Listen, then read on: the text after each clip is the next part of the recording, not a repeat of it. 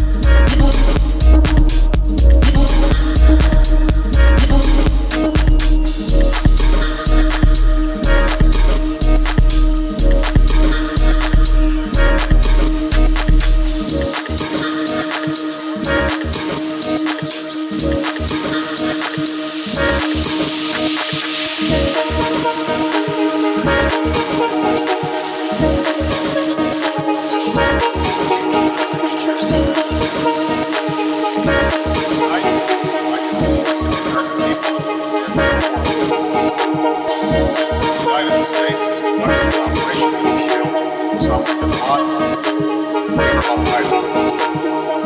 The terrorist was responsible for the murder of thousands of innocent men, women, and children.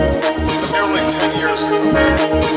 The bright September day was darkened by the worst attack on the American people in American history. The images of 9/11.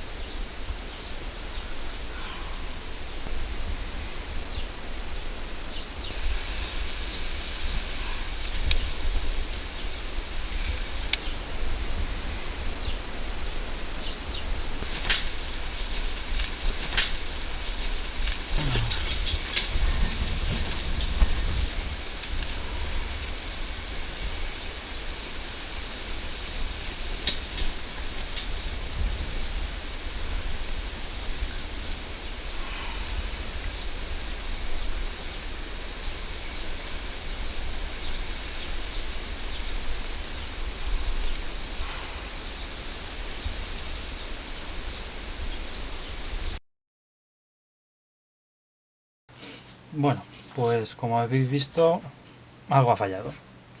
Vamos a ver qué es exactamente lo que ha fallado y dónde cometí el error. Bueno, como podéis ver, esto ya lo tengo anotado. La potencia total de un transformador sacado por su núcleo, ¿vale? Es potencia total igual al área del núcleo al cuadrado, ¿vale? El área del núcleo al cuadrado es la parte central de la E, ¿vale? Y tenemos que, bueno, pues esta medida sería la X, la altura sería la Y. La Y la podemos sacar fácilmente, la altura la podemos sacar fácilmente de cualquier lado, simplemente viendo el grosor de lo que son las chapas del transformador. La X es un poquito más complicada de sacar, bueno, relativamente complicado, puesto que esta parte está metida en la formaleta del transformador y es de difícil acceso cuando el transformador lo tenemos montado. Pero esta parte de aquí sí es muy fácil poder medirla, que es simplemente los exteriores de lo que es la E. Este lado es justo la mitad de esta X. Por lo tanto, midiendo este lado y multiplicando por 2, tenemos el valor de X. Bueno, en mi caso, con el transformador que acabo de rebobinar, pues teníamos que yo tenía 3,6 de X y 4,4 de grosor de las chapas, lo que me daba 15,84 centímetros cuadrados del área del núcleo. Si lo pongo al cuadrado, me da 250,9, aproximando 251 vatios de potencia del transformador. Esto es la potencia ideal, ¿de acuerdo? Luego bien es sabido que Un transformador, pues bueno, un rendimiento bueno ya sería un 80% de este valor ideal, ¿vale? Pero bueno, eso es otro tema aparte. Bueno, vamos a lo que es el bobinado. Para calcular el número de vueltas necesarias por voltio que necesito, ¿vale? Es muy sencillo, es una constante 42, ¿de acuerdo?